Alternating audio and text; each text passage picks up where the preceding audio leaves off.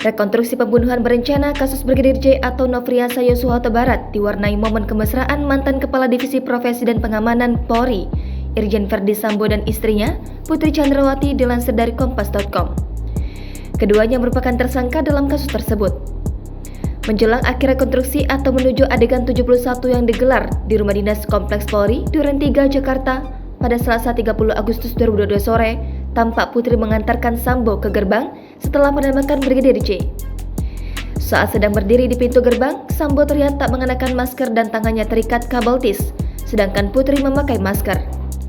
Saat itu, tampak juga Putri menggandeng dan menyandarkan kepalanya ke bahu Sambo. Sambo refleks menempelkan sejenak pipinya ke kepala Putri.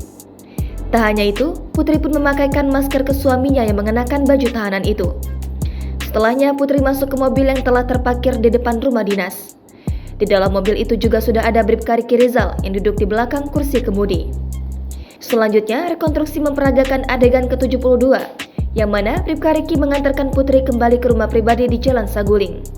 Sementara itu, Sambo masuk ke dalam rumah dinas. Diketahui rekonstruksi digelar di dua rumah Verdi Sambo yang ada di Duren 3, yakni rumah pribadi di Jalan Saguling dan rumah dinas di Kompleks Polri. Total ada 78 adegan yang diperagakan. Rekonstruksi juga mencakup kejadian yang terjadi di rumah Sambo yang ada di Magelang.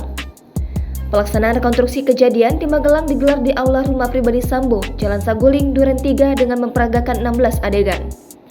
Sementara, lokasi rekonstruksi kedua digelar di rumah pribadi yang memperagakan 36 adegan.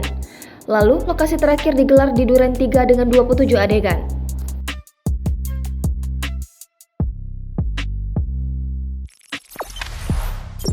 Jangan lupa subscribe, share, komen, dan like ya!